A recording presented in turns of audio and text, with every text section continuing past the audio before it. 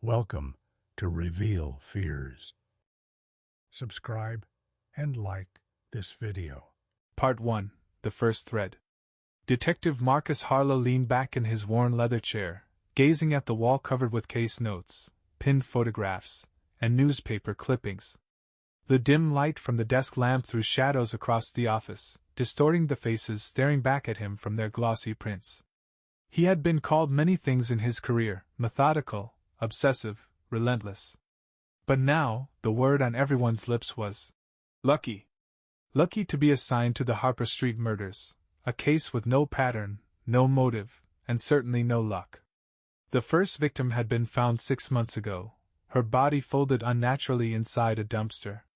The discovery was grisly but not unheard of in a city like Redwater. What turned the ordinary into the extraordinary was the slip of paper found tucked beneath her tongue. 1/13. The game begins. 2 weeks later, a second victim. Then a third. The slips kept appearing, always marked with a fraction, 2/13, 3/13. The killer was counting down to something, or counting up, and the city was holding its breath to see what the endgame would be. Now, 7 bodies in, Harlow felt like he was chasing shadows. The killer left no fingerprints, no DNA, no discernible pattern among the victims aside from their deaths and the cryptic notes. But what gnawed at Harlow most was the signature mark. Each victim was left in a pose that mirrored a grotesque image from his personal case files. Files that had never left his office. The knock at his door came softly at first, then more insistent. "Come in," Harlow called, sitting upright. The door creaked open, revealing Detective Eleanor Price, her face pale against the dark waves of her hair. She held a manila folder in her hand, her expression unreadable. "We've got another one, Marcus," she said. Harlow stood, his chest tightening. "Number 8? He asked. Price nodded and handed him the folder.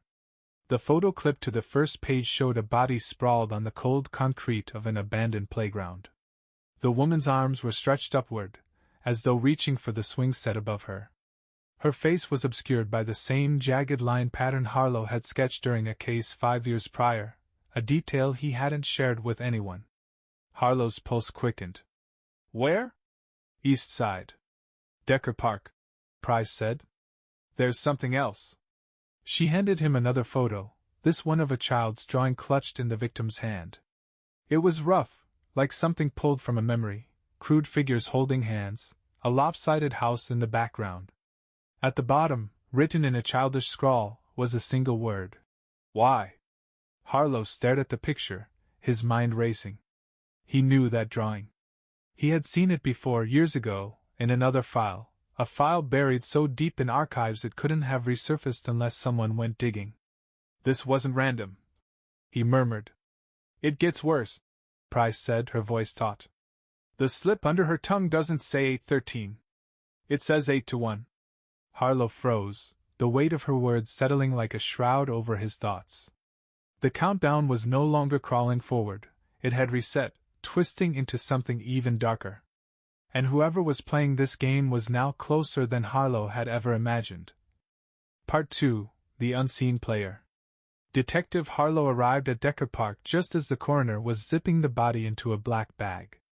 The playground, once a haven for children, now looked like a crime scene from a nightmare. The rusted swing chains creaked in the wind, their sound melding with the distant hum of the city. Yellow police tape flapped in lazy arcs around the area, keeping a curious crowd at bay. Eleanor Price was standing near the victim's last position, her hands stuffed deep into her coat pockets. She didn't look up as Harlow approached, her eyes fixed on the chalk outline and the faint smear of blood nearby. "Where's the sketch?" Harlow asked, his breath misting in the cold air. Price nodded toward a plastic evidence bag resting on a nearby bench. Inside was the child's drawing, carefully preserved. Same exact style as the one from the Manson Street case 5 years ago. Harlow crouched to inspect it, his mind spiraling back to that case. Manson Street. A woman found in her apartment, her throat slit, and a nearly identical child's drawing taped to her mirror. The drawing had been deemed unrelated at the time, dismissed as something the victim's young niece might have made. But now, "This isn't a copy," Harlow muttered. It's the original. That's impossible, Price replied, finally looking at him. We filed the original with evidence. There's no way. Unless someone has access to evidence lockup, Harlow interrupted. The implication hung in the air like a blade. Price shifted uneasily. You're saying someone inside the department is involved? I'm saying someone has access to things they shouldn't, Harlow replied, standing. He glanced around the park, his instincts prickling. This scene, it's too clean. No signs of a struggle. No footprints leading to the body. It's like she was placed here. Whoever's doing this has to know we're getting closer, Price said. They're playing with us now. Harlow nodded. And they want me to know it. Why you? Harlow hesitated. He had asked himself the same question 100 times. Every clue, every body, every posed crime scene, it all pointed back to him, his cases, his career. Whoever this was, they weren't just killing for the thrill. They were dissecting him piece by piece, using his own history to do it. He turned his attention back to the drawing. We need to re-examine everything from Manson Street. Every piece of evidence, every interview. Start from scratch. Price nodded but didn't move. Her expression darkened as she glanced over Harlow's shoulder. What? He asked, following her gaze. Near the edge of the park, just beyond the police tape, a figure stood watching. It was a man, cloaked in a heavy coat, his face hidden beneath the brim of a wide hat. The moment Harlow locked eyes with him, the man turned and melted into the shadows of a nearby alley. Stay here, Harlow barked, already moving. Marcus, wait. Price called after him, but he didn't stop. Harlow sprinted across the street, weaving through parked cars and slipping into the alley. It was narrow, the walls on either side smeared with graffiti and grime. He scanned the darkness, his hand instinctively resting on the grip of his holstered gun. Redwater PD, he shouted. Stop and show yourself. The alley was silent, save for the drip of water from a rusted gutter. Then, faintly, he heard it, a low, rasping laugh, like breath passing over cracked glass. Who's there? Harlow demanded, drawing his weapon. From the darkness, a voice answered, low and mocking. You're running out of time, detective. Harlow froze. He didn't recognize the voice, but the words chilled him to his core. He stepped forward cautiously, his gun aimed at the sound. But when he rounded the corner, the alley was empty. On the ground where the man had stood, a single slip of paper fluttered in the breeze.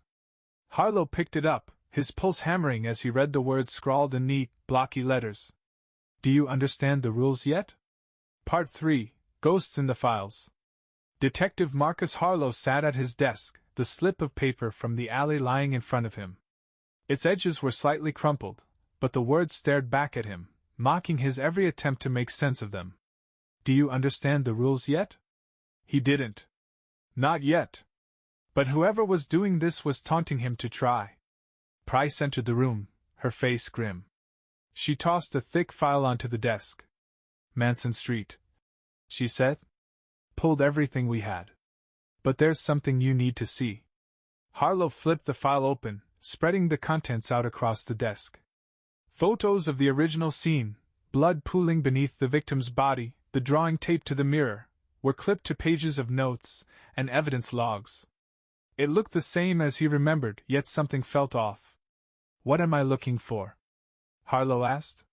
Price leaned over the desk, pointing to a copy of the evidence inventory. Look at item number 14. The drawing. Harlow scanned the entry. Item 14, child's drawing, crayon on paper, recovered from victim's apartment. So, the chain of custody log says it was checked out 6 weeks ago by a Detective Henry Barlow. Harlow froze. Who? Price frowned. That's the problem. There's no Detective Henry Barlow in this precinct. Hell, there's no Detective Henry Barlow in the entire department. The signature doesn't match anyone we know. Harlow stared at the log, his mind racing. Someone's using fake credentials to access evidence. They're erasing themselves from the system. And they're using it to stage these murders. Price added. She hesitated, her tone lowering. You think it's someone we know? Harlow shook his head slowly, though he wasn't convinced. It could be anyone. Someone inside, someone we've worked with, or someone who's been watching us from the outside. But whoever it is, they're getting bolder. Price glanced at the slip of paper on the desk. They're trying to tell you something, Marcus. The question is, what? Before he could answer, his phone buzzed. Harlow snatched it up, his stomach tightening at the number on the screen. It was from Dispatch. This is Harlow, he said. We've got another one, Detective, the dispatcher said. A body. North of the river. The scene's strange. Define strange. Harlow demanded. You need to see it for yourself. The voice replied, thick with unease. Harlow grabbed his coat and nodded at Price. Let's go. The crime scene was a small, secluded patch of woods along the riverbank. The air was heavy with the scent of damp earth and decay. Uniformed officers milled about, their faces pale in the beam of floodlights. The body was posed in a shallow grave, only partially buried, as if the killer wanted it to be found. The victim, a middle-aged man, lay with his arms crossed over his chest, his face partially obscured by a blood-streaked cloth. But what made the scene strange was scrawled in the dirt beside the body. 913. Rules are for the player. Harlow knelt beside the message, his chest tightening. This wasn't just a murder, Price said, stepping up beside him. It's a statement. Harlow nodded, his thoughts racing. They're escalating. Whoever this is, they don't just want to kill. They want control. His eyes swept the scene again, landing on something just beyond the body. A small, boxy object partially hidden in the dirt. He motioned for the tech to clear the area, then reached for it. It was an old tape recorder, its surface scratched and smeared with dirt. He pressed the playback button.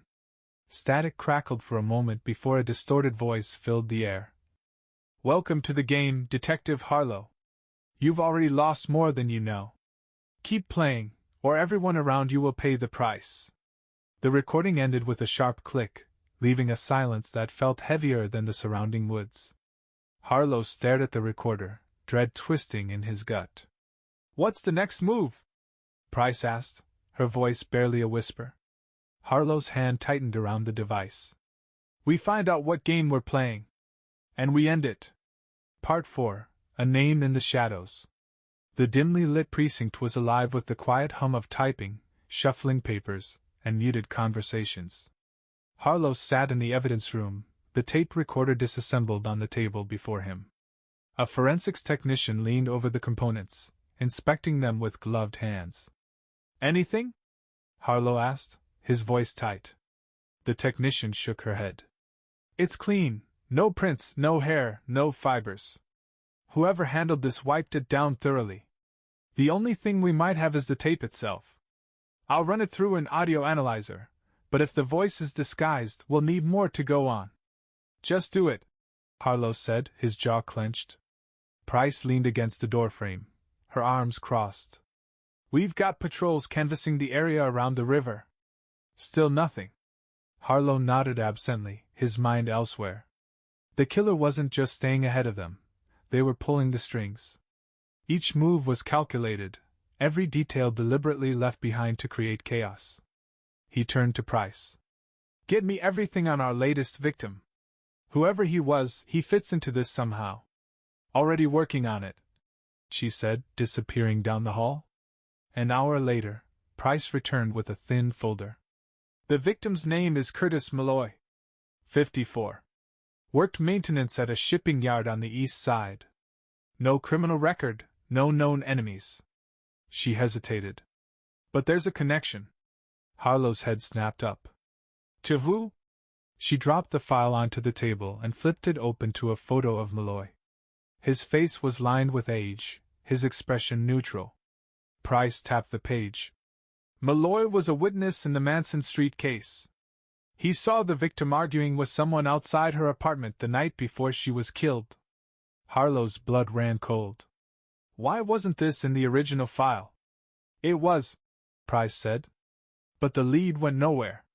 Malloy couldn't describe the man. He said it was dark, and he only caught a glimpse.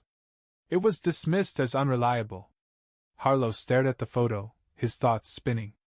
Malloy wasn't just a witness, he was a loose end, tied to a case someone was dragging back into the light. Whoever this is, Harlow said slowly, they're tying up loose ends. Malloy saw something that night, and now he's dead. Price nodded grimly. What about the others? Could the previous victims be connected to your old cases too? Harlow's chest tightened. It was possible, hell, it was probable. But that would mean revisiting every unsolved case, every forgotten detail, every ghost he thought he'd buried. Before he could respond, his phone buzzed on the table. He grabbed it, the number unlisted. Harlow, he answered. The voice on the other end was familiar now, distorted, taunting. You're getting close, detective. Too close. But you'll never find me in time. Who are you? Harlow growled. The voice chuckled. You already know me.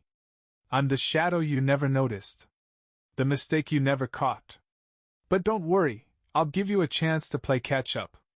Check your mailbox. The line went dead. Harlow slammed the phone down and grabbed his coat. Price, with me. Now. The drive to Harlow's apartment was tense. Price kept glancing at him, her face tight with concern, but she said nothing. When they arrived, Harlow approached his mailbox cautiously, his hand hovering over the latch. You think it's a bomb? Price asked. Harlow shook his head. Not their style. He opened the box and pulled out a plain manila envelope. Inside was a single piece of paper. On it was a list of names, 14 in total. Some were familiar, others not. But Harlow's breath caught when he saw the last name on the list, Marcus Harlow. Price leaned over his shoulder, her voice a whisper. What the hell is this? Harlow turned the paper over, his hand shaking. Scrawled on the back in red ink were 4 chilling words. The player becomes prey. Part 5, Threads That Bind. Detective Marcus Harlow stared at the list, his name glaring back at him from the bottom as if etched in blood. The weight of it pressed against his chest like a stone. 14 names. A grim ledger of lives, 7 dead, 1 buried just hours ago, and 6 more still alive. Price broke the silence, her voice trembling. You're on their list. Marcus, this is personal. Harlow folded the paper, his jaw tightening. It's been personal from the start. But why you? Price asked, stepping closer. What connects you to these people? Harlow shook his head, his thoughts spinning. I don't know. Not yet. He reached into his pocket and pulled out his phone, snapping a photo of the list before handing it to Price. Get these names into the system. I want to know everything, addresses, jobs, connections. If they so much as bought coffee in the same place, I want to know about it. What are you going to do? Price asked. Harlow's eyes were hard. I'm going to find out who's next.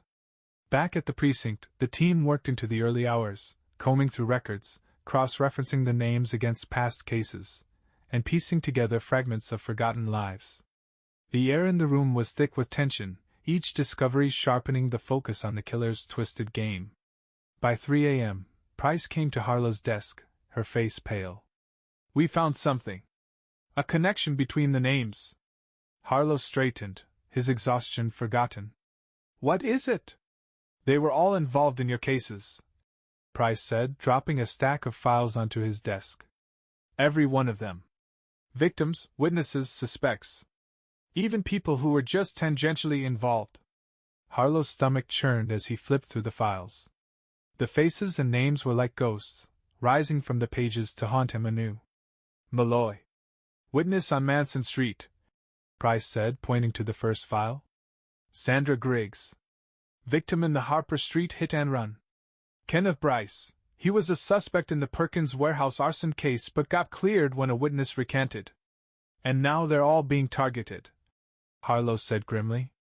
Price nodded. Whoever this is, they're working through your history. They know your cases better than anyone. Harlow's eyes narrowed. They're building a pattern. But why? What's the endgame? Before Price could answer, Harlow's phone buzzed. The caller ID flashed another unlisted number. He hesitated, then answered. Harlow. The distorted voice returned, calm and cold. Detective, have you figured it out yet? The rules are so simple. Harlow's grip tightened on the phone. You're targeting people connected to my cases. Why? The voice chuckled. Oh, Marcus.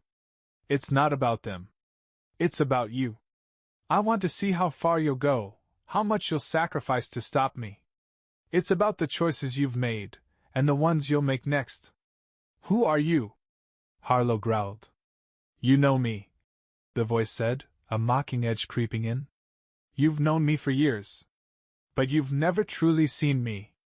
I wonder if you'll recognize me when we meet again. The line went dead. Harlow slammed the phone down, his blood boiling. They want to be found. But on their terms.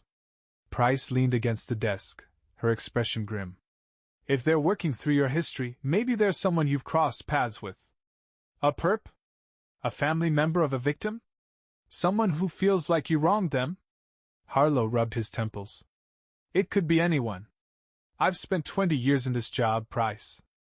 20 years of making enemies. You're not doing this alone, Price said firmly. We'll figure this out. As the team dug deeper into the connections, Harlow's mind kept circling back to the list. 14 names. 7 dead. And now he was one of the remaining 7. Somewhere in the precinct, the lights flickered briefly, casting shadows that danced across the walls. It was subtle, almost unnoticeable, but it made Harlow shiver. The killer wasn't just unraveling his cases. They were unraveling him. Part 6. The next target. The precinct was hushed, the late hour amplifying the hum of fluorescent lights and the occasional shuffle of papers. Detective Marcus Harlow stared at the list of names, the remaining 6 etched in his mind like a countdown. 7 were dead, 7 alive. The killer had left a breadcrumb trail through his career, and Harlow was determined to follow it, no matter where it led. Price appeared in the doorway, holding a printout. We've got something, she said, walking over and dropping the paper on his desk. Harlow scanned the document. It was a background check on the next name on the list, Martin Rourke. 48 years old, Price said, summarizing. Runs a small pawnshop on the south side. No criminal record, but he was flagged in a case of yours 5 years ago. Which case? Price hesitated. The Fisher Street kidnapping. Rourke was brought in for questioning after a witness said they saw him near the site where the victim was held. He was released after his alibi checked out. Harlow rubbed his temples. The Fisher Street kidnapping was one of his few clear victories. A girl taken from her home, held for ransom, and rescued after a tense standoff. The kidnapper, a man named Gerald Slater, had died in the exchange. Rourke was peripheral, Harlow said. A dead lead. Why would the killer care about him? Because he's still connected to you, Price replied. That seems to be enough. Harlow grabbed his coat. Let's go. The pawnshop was dimly lit, its front window cluttered with guitars, watches, and dusty electronics. A small bell jingled as Harlow and Price entered. The place reeked of stale cigarette smoke and cheap coffee. Martin Rourke? Harlow called out. A man emerged from the back room, wiping his hands on a rag. He was wiry, with sharp features and a wary expression. Yeah? Who's asking? Harlow flashed his badge. Detective Marcus Harlow. This is Detective Price. We need to talk. Rourke froze, his eyes narrowing. Talk about what? Harlow held up the list of names, pointing to Rourke's. Your name came up in an investigation. People connected to my cases are being targeted, and you're next. Rourke's face paled. Targeted? What the hell does that mean? It means someone's out there killing people, Price said bluntly. And they've got you in their sights. Rourke swore under his breath, pacing behind the counter. I don't have anything to do with your cases, detective. I was cleared, remember? We know, Harlow said. But this isn't about guilt or innocence. This is personal, for me and for the killer. Rourke stopped pacing, his eyes darting to the front window. So what am I supposed to do? Wait around for some psycho to come after me? We can put you in protective custody, Price offered. Rourke shook his head vehemently. No way. I've seen what happens to people who trust the system. I'll take my chances. Harlow leaned closer, his voice low. If you stay here, you're a sitting duck. Whoever this is, they're methodical, relentless. They'll find you. Before Rourke could respond, the lights flickered, casting long shadows across the room. The three of them froze, the air suddenly thick with unease. Backup generator, Rourke muttered, heading for the back room. Damn thing's on the fritz. But Harlow wasn't convinced. His instincts screamed at him to draw his weapon. Price, he whispered. Watch the door. He followed Rourke toward the back, his hand resting on his holster. The narrow hallway led to a small office, its desk piled with papers and knickknacks. Rourke? Harlow called, stepping inside. The man was gone. Marcus? Price's voice echoed from the front. You need to see this. Harlow hurried back, his pulse racing. Price was standing near the counter, staring at the window. Scrawled across the glass in a jagged red smear were the words, "Too slow, detective." Harlow's blood ran cold. Where the hell is Rourke? Price shook her head. He was here 1 minute. A muffled scream cut through the air, coming from somewhere outside. Harlow bolted for the door, his gun drawn. The alley behind the pawnshop was dark and narrow, the faint glow of streetlights barely illuminating the dumpsters and scattered debris. Rourke! Harlow shouted. A figure slumped against the wall came into view. Harlow approached cautiously, his heart pounding. It was Rourke, his throat slashed, blood pooling around him. But it wasn't the sight of the body that made Harlow's breath catch. It was the slip of paper pinned to Rourke's shirt, its message scrawled in bold red letters. 10/13. Keep playing. Part 7, The Hourglass Turns. The sight of Martin Rourke's lifeless body rooted Harlow in place. The message pinned to his chest. October 13th. Keep playing. Seemed to pulse under the faint light of the street lamp, taunting him. Price caught up moments later, her breath hitching as she took in the scene.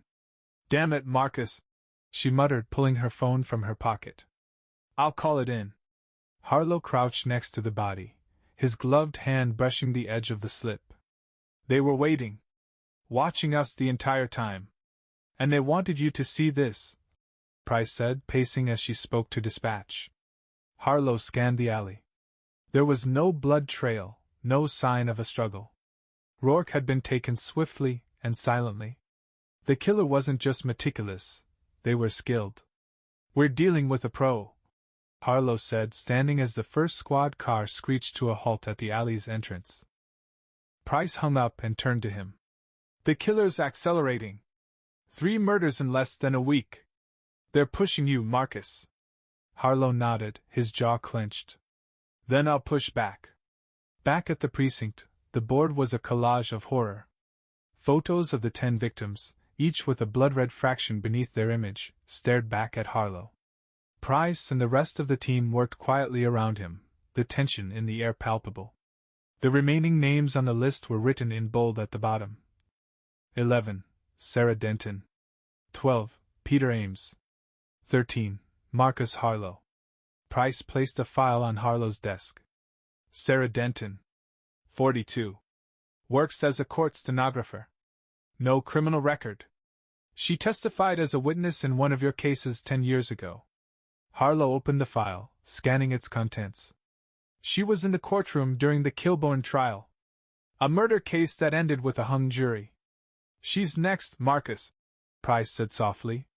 Harlow exhaled sharply, his thoughts racing. The killer wasn't just going after people connected to his career. They were picking at the threads of cases that never fully resolved. The mistakes, the missteps, the ghosts he couldn't lay to rest. Price leaned closer. We can get to her before they do. Set up surveillance, bring her in. No, Harlow said, shaking his head. The killer expects that. They're 2 steps ahead, Price. Every time we react, they're already moving. So what's the play? Harlow stared at the board, the faces blurring into one another. We go on the offensive. We find them before they make their next move. Tracking Sarah Denton wasn't difficult. She lived alone in a modest apartment on the west side, her routine unremarkable. She worked 9 to 5 at the courthouse, rarely went out, and had no close family in the city. Harlow and Price set up across the street from her building, the unmarked car blending into the darkened street. Why now? Price asked, breaking the silence. Harlow glanced at her. What do you mean? This killer. Why come after you now, after all these years? Why not 5 years ago, or 10? Harlow considered the question. Maybe it's not about timing. Maybe it's about escalation. They've been building up to this, waiting for the perfect moment to strike. Or maybe they wanted you at your weakest, Price said quietly. Harlow didn't respond. She wasn't wrong. His years on the force had taken their toll, his personal life in shambles, his reputation battered by cases that went cold. Whoever the killer was, they knew exactly when to strike. The hours passed in tense silence, broken only by the occasional murmur of the police scanner. At 2:14 a.m., a shadow moved in the corner of Harlow's vision. There, he whispered, pointing to the alley beside Sarah Denton's building. A figure emerged, dressed in black, their face obscured by a hood. They moved quickly, slipping through the side entrance of the building. Call for backup, Harlow said, already moving. Marcus, wait. But he was already out of the car, his gun drawn as he crossed the street. The building was eerily quiet, the only sound the faint hum of fluorescent lights. Harlow climbed the stairs 2 at a time, his pulse pounding in his ears. On the 3rd floor, the hallway stretched out before him, empty and dimly lit. Apartment 3B, Sarah Denton's, was at the end of the hall. The door was ajar. Harlow approached cautiously, his grip tightening on his gun. Sarah? He called, his voice low. There was no response. He pushed the door open, his breath catching as he stepped inside. The living room was empty, the furniture undisturbed. But on the wall, written in blood-red paint, were the words, "You're not fast enough, detective." Harlow's heart sank as he moved deeper into the apartment, his gun sweeping the space. In the bedroom, he found her. Sarah Denton lay sprawled on the bed, her throat slit, her lifeless eyes staring at the ceiling. Pinned to her chest was the now familiar slip of paper. November 13th. Time's running out. Behind him, the faint sound of footsteps echoed in the hall. Harlow spun, his gun aimed, but the space was empty. He was too late again. Part 8. Shadows closing in. The crime scene was chaos. Uniformed officers swarmed Sarah Denton's apartment, their movements brisk and purposeful. Forensics combed every surface, and the low murmur of voices carried through the cramped space. Detective Harlow stood at the edge of the bedroom, staring at Sarah's lifeless body. The words painted on the wall, "You're not fast enough, detective," mocked him, driving the blade of guilt deeper into his chest. "You shouldn't have gone in alone," Price said quietly, stepping beside him. "She was dead before I even got out of the car," Harlow muttered. "This wasn't just about her. It's about me." Price's gaze shifted to the slip of paper on Sarah's chest. November 13th. Time's running out. "They're accelerating," she said. "We don't have time to wait for them to make the next move." Harlow nodded. "We won't. We go after them now." Back at the precinct, the team pored over every shred of evidence. Harlow paced the room, his mind racing. The killer's precision, their ability to evade detection, the connections to his old cases, it all pointed to someone with intimate knowledge of the department and his career. "Run the names again," Harlow ordered. "Look for anyone who could have slipped through the cracks, suspects we dismissed, family members of victims, former cops, even civilians who got close to a case. Someone's hiding in plain sight."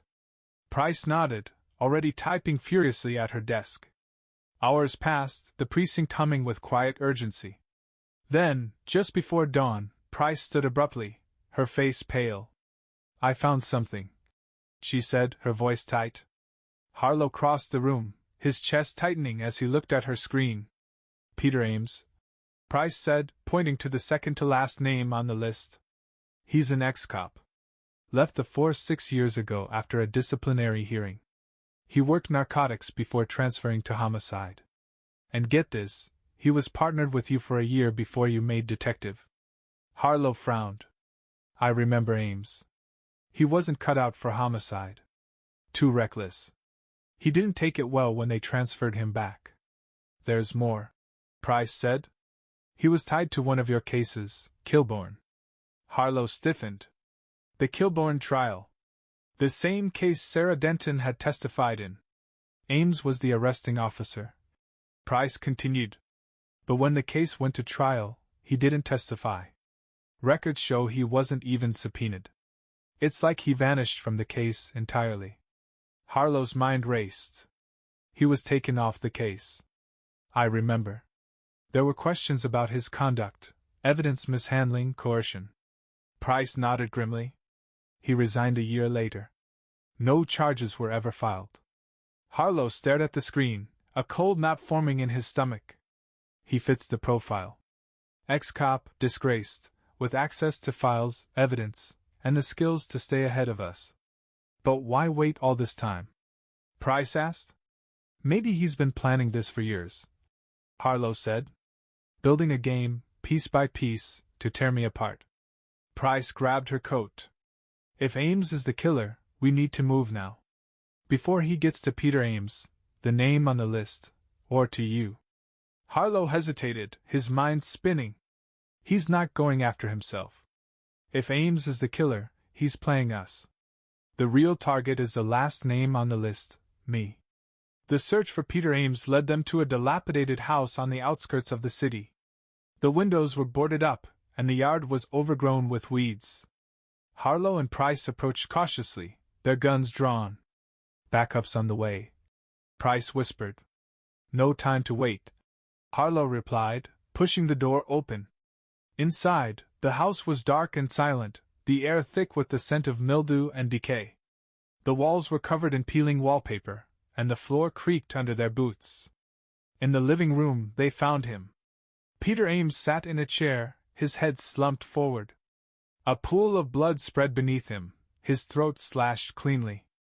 Pinned to his chest was the now familiar slip of paper. 12/13. The end begins. Price swore under her breath.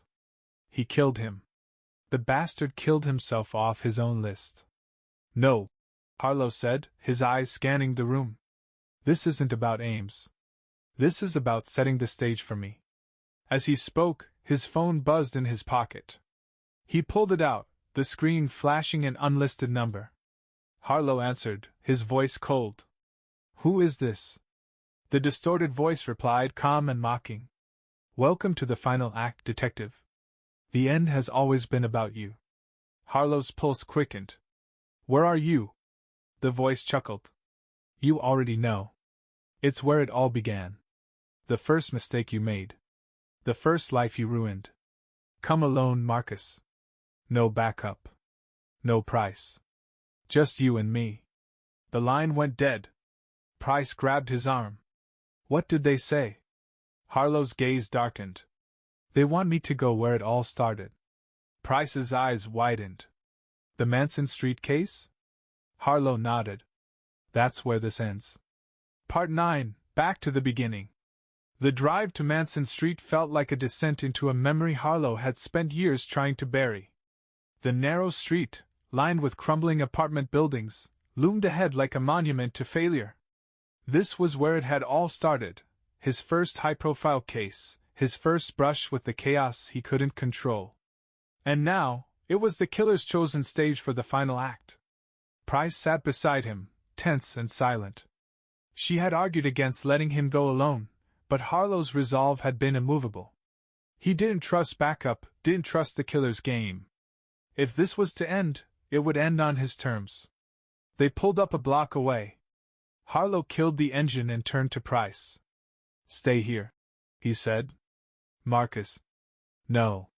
They want me, Price. You stay in the car and call for backup if I'm not out in 20 minutes. She looked at him, her eyes clouded with fear and frustration, but nodded. Harlow stepped out, the chill night air biting at his face. He tightened his grip on his gun as he approached the building. The apartment where the first victim had been found years ago was still vacant. The door creaked open under his touch, revealing a space that had long been abandoned. Dust coated every surface, and the faint smell of mildew lingered in the air. Harlow's footsteps echoed as he stepped inside, his flashlight cutting through the darkness. "Show yourself," he called, his voice steady despite the tension thrumming in his veins. Silence answered him. Then, faintly, a sound, a single note of laughter, distorted and echoing, coming from deeper within the apartment. Harlow moved cautiously, his gun raised. The laughter faded, replaced by the soft creak of floorboards. At the end of the hallway, a door stood ajar. Light flickered from within, casting distorted shadows across the walls. Harlow pushed the door open with the barrel of his gun. The room was empty, save for a single chair in the center. On the chair sat a manila folder and a small tape recorder, its red light blinking. Harlow stepped inside, his eyes sweeping the space. He picked up the folder first, flipping it open. Inside were photographs, gruesome images of the 13 victims, their bodies posed and marked, each one a grim reminder of his failure. At the bottom of the stack was a photo of himself, taken recently, his face tired and worn. He set the folder down and pressed play on the tape recorder. The distorted voice filled the room. "Welcome to the end, Marcus. 13 lives, 13 steps. Each one tied to you, to your failures, to your choices. Do you see the pattern now?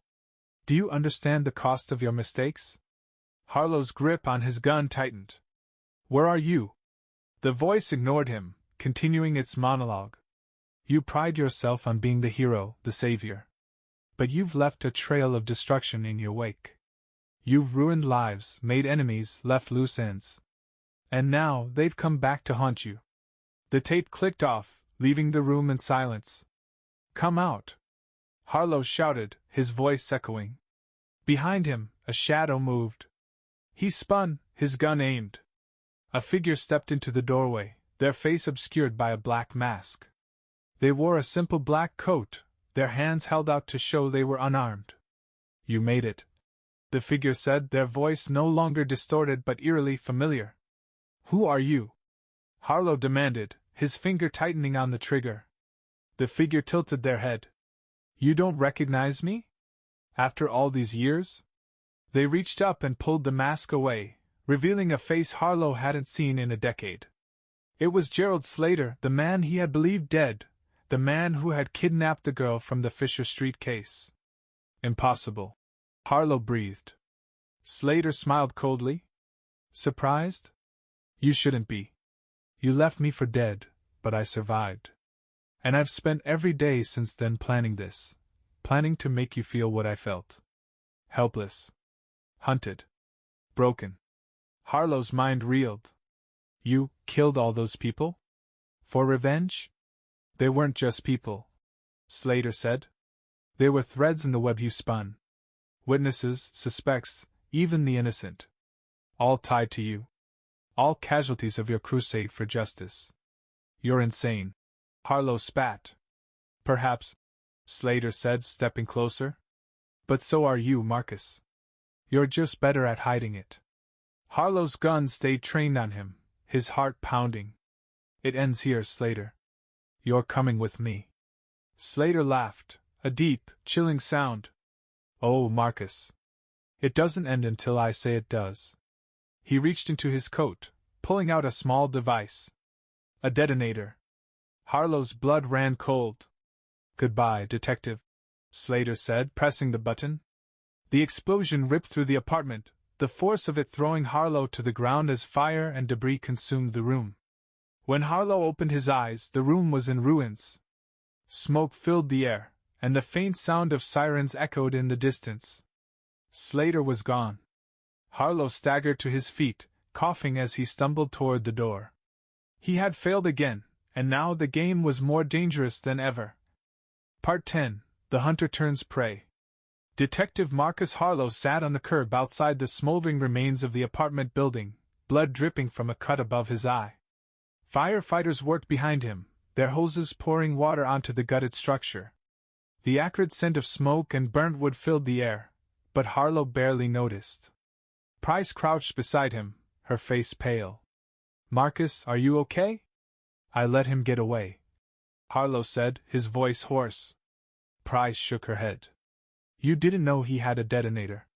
No one could have seen that coming." "He's alive, Price," Harlow muttered, staring at his trembling hands. "Gerald Slater.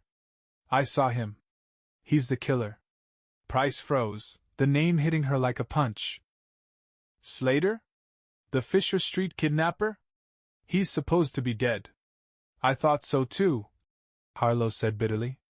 "But he's been planning this for years, hiding in the shadows, pulling strings. And now he's out there, finishing the game."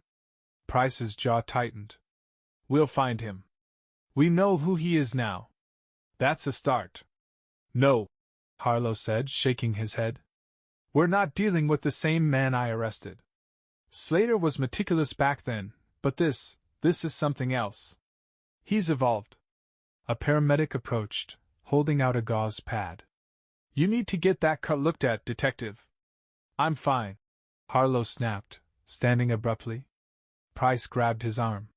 "Marcus, slow down. You're injured, you're exhausted." "I can't slow down," Harlow barked, yanking his arm free. "He's one step ahead of us, Price. If we don't act now, he'll finish what he started." Price stared at him, then nodded. "Fine. But you're not doing this alone." Back at the precinct, the team worked frantically to track Gerald Slater. His name was flagged in every database, his face uploaded to facial recognition systems across the city. But hours passed with no leads. Price leaned over Harlow's desk, her voice low. "We need to think like him. He's been watching you for years, learning your every move. He's playing this like a chess game." Harlow nodded. "Then he'll go where I least expect. Somewhere tied to me, but not obvious." He stared at the board of victims, the photos and crime scene details swirling in his mind. Then his eyes landed on the last name, Marcus Harlow. "He's coming for me," Harlow said, his voice steady. Price frowned. "What are you saying?" "He doesn't just want me dead," Harlow explained. "He wants me to suffer, to feel hunted. He's been building to this moment. If I don't face him, more people will die." "Marcus, that's exactly what he wants," Price said. "Which is why I'm going to give it to him," Harlow replied. The plan was simple. Harlow would bait Slater, drawing him into a controlled environment where the team could take him down. It was risky, but it was the only way to end the game. The location was chosen carefully, an abandoned warehouse on the outskirts of the city. Harlow waited inside, the shadows stretching long and jagged across the floor. The team was positioned outside, ready to move in at the first sign of Slater. Price's voice crackled over the radio in Harlow's ear. "Marcus, are you sure about this?" "It's the only way," Harlow replied. Minutes passed like hours. Harlow's grip tightened on his gun, his ears straining for any sound. Then, faintly, footsteps echoed in the distance. "Price," Harlow whispered. "He's here." The footsteps grew louder, deliberate and unhurried. Then Slater's voice called out, calm and mocking. "Bold move, Detective. Facing me alone. Or so you think." Harlow's chest tightened. "Where are you, Slater?" Slater laughed, the sound bouncing off the warehouse walls. "Right where I've always been, just out of reach." A shadow moved to Harlow's left. He spun, his gun aimed, but the space was empty. "You've been chasing me for so long, Marcus," Slater continued. "But the truth is, you've never really caught up." Another shadow darted to his right. Harlow turned again, his pulse pounding. "Enough games!" Harlow shouted. "Games?" Slater's voice was closer now, almost intimate. "This isn't a game. This is justice. For all the lives you destroyed in your pursuit of the greater good." A figure stepped into the light, but it wasn't Slater. It was a man bound and gagged, his eyes wide with terror. Slater's voice echoed again, colder this time. Choose, Marcus. Save him or stop me. Either way you lose. Harlow's mind raced. He moved toward the man, but before he could reach him, the sound of a car engine roared outside. Price! Harlow shouted into the radio. He's making a run for it! Price replied. We're on him! Harlow cursed, turning back to the bound man. He cut the ropes quickly, helping him to his feet. You're safe now, Harlow said. But his gut told him otherwise. Slater was still out there. And the game wasn't over yet. Part 11, The Trap Tightens. The warehouse fell into eerie silence once Harlow freed the captive man. The shadows seemed to press closer, amplifying every creak and groan of the old structure.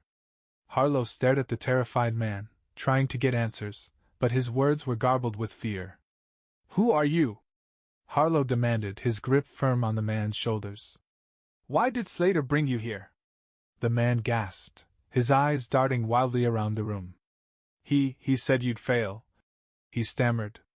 He said you'd leave me to die. Harlow's jaw tightened. Slater's message was clear. No matter what Harlow did, it would never be enough. The radio crackled in his ear, Price's voice urgent. Marcus, we've lost him. He ditched the car and disappeared into the back streets. We're combing the area now. Harlow clenched his teeth. He's playing us, Price. He left this guy as a distraction. What about the captive? Price asked. Alive, but he's too rattled to be much help, Harlow replied. The man grabbed Harlow's arm, his grip surprisingly strong. You don't understand, he whispered. Slater said this is just the beginning. Harlow froze. The beginning of what? The man swallowed hard. He said you'd understand, when you hear it. Before Harlow could press further, his phone buzzed in his pocket. He pulled it out and stared at the screen. Another unlisted number. His breath caught. Price, I need the building locked down, he said into the radio. Now. Why? Because Slater's not running, Harlow said grimly. He's still here. Harlow answered the call, his voice cold. Slater. The familiar chuckle came through the line. Ah, Marcus. Still the relentless detective. But tonight you're not the hunter. You're the prey. I'm done playing your games, Harlow growled. Oh, but the game's not over, Slater replied, his tone dripping with malice. You think you're in control, but you're not. You never were. Where are you? Harlow demanded. Slater's laugh was low and guttural. I'm closer than you think. Harlow's stomach dropped as he scanned the warehouse. His eyes landed on a security camera mounted in the corner, its lens slowly swiveling. He's watching us, Harlow muttered. Slater's voice dropped to a chilling whisper. Did you really think you'd make it to the end, Marcus? Did you think you'd win? The call ended abruptly. Price, Harlow barked into the radio. I need a full sweep of this building. He's still here, and he's watching. The team moved through the warehouse with precision, checking every corner, every crevice. Harlow stayed near the center, the freed man still trembling at his side. Suddenly, a scream echoed through the warehouse. One of the officers shouted into their radio. We've got something! Harlow ran toward the sound, his heart pounding. He found the officer standing in front of a large steel door, its surface scratched and dented. What is it? Harlow asked. The officer pointed to the floor. Blood seeped out from beneath the door, pooling in a slow, steady stream. Open it, Harlow ordered. The officer hesitated, then nodded. With a heave, they pushed the door open. Inside was a scene of carnage. The walls were scrawled with messages in blood. This is your fault. You can't save them. At the center of the room hung a figure, bound and lifeless, their face obscured. Harlow approached slowly, his breath hitching as he recognized the victim's clothing. It was one of his officers. Pinned to the body was another slip of paper. 1313. Now it's your turn. Price's voice crackled over the radio. Marcus, we've got movement on the roof! Harlow spun, his gun already drawn. Stay on him! He bolted for the stairs, adrenaline surging through his veins. The climb felt endless, the metal steps ringing beneath his boots. When he reached the roof, the cold wind hit him like a slap. Shadows danced across the expanse, the city lights casting a ghostly glow. And there he was. Gerald Slater stood near the edge, his black coat billowing in the wind. You finally made it, Slater said, his voice calm. Harlow raised his gun. It's over, Slater. You're done. Slater smiled, a cruel twist of his lips. No, Detective. It's just beginning. He stepped closer to the edge, his hands raised in mock surrender. You've chased me for so long, Slater said. But tell me, Marcus, what do you really think happens if you pull that trigger? Do you think you'll win? Do you think it will end? Harlow's hands shook as he aimed. Get down. Now.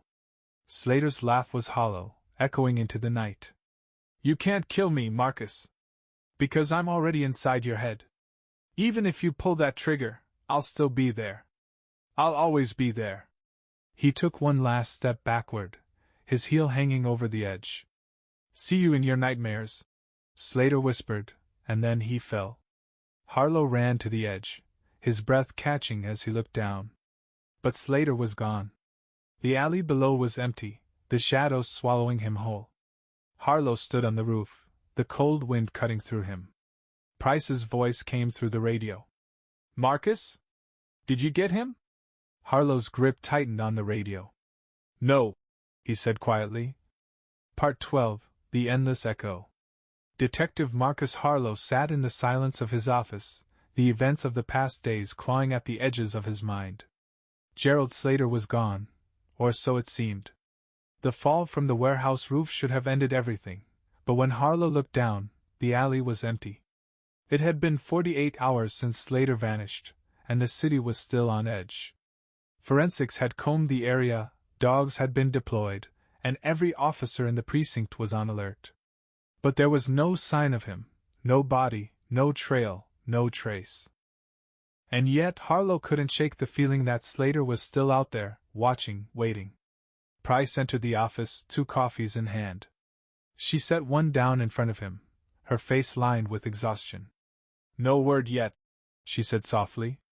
Harlow nodded, staring at the stack of case files on his desk.